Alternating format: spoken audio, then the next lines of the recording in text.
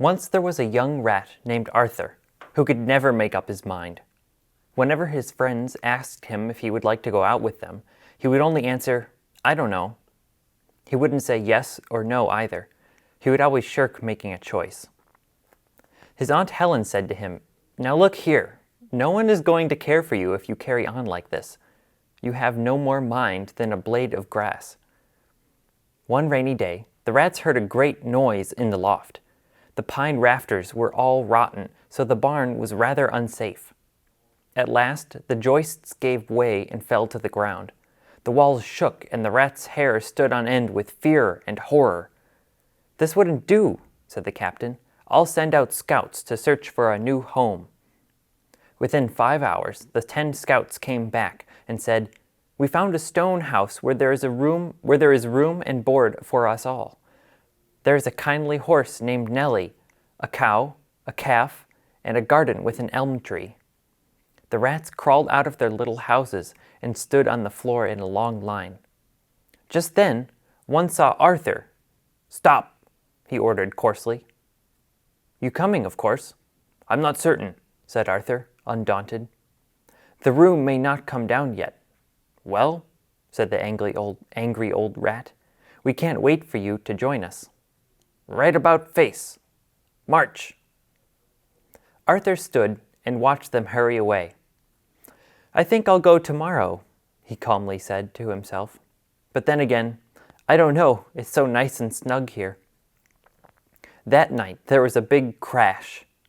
In the morning, some men, with some boys and girls, rode up and looked at the barn. One of them moved a board, and he saw a young rat, quite dead, half in and half out of his hole. Thus the shirker got his due. Kit. The quick little kitten thinks it bit a pretty big fish. Dress. Many of Fred's friends slept in tents and then got drenched by the treacherous weather. Trap. The harrowing black cat dashes at any man and likes to land on the plaid carriage. Lot. The honest swan stops and acknowledges the fox, dodging the bothered wasp. Strut. Mother loves butter that comes from the southern countryside. Foot. The butcher should put the pudding in the wooden nook to cook. Bath. Can't half the staff ask to transfer the enchanted castle in France? Cloth. Lawrence often offers Ross a Florida orange and horribly strong, frothy Boston coffee. Nurse. The early bird preferred the earthy worm. Fleece. These unique machines teach people to speak and reason. Face. The raven waits until late day for the great wave to break. Palm. Father and Ma said to calm the facade in the Nevada Plaza. Thought. The small walrus caught the hawk in the salty water. Goat. The mauve rose slowly grows in Owen's old grove. Goose. Beautiful music booms, and humans move to the groove. Price. The shy writer types at night to fight the silence in their mind. Choice. The spoiled boy hoists the toy from the soil. Mouth. Mountains of flowers crowd the grounds outside the house. Near. Deidre's fear seriously interferes with her ideal career. Square. Because of scarce fairies, rare mares, and scary prairie bears.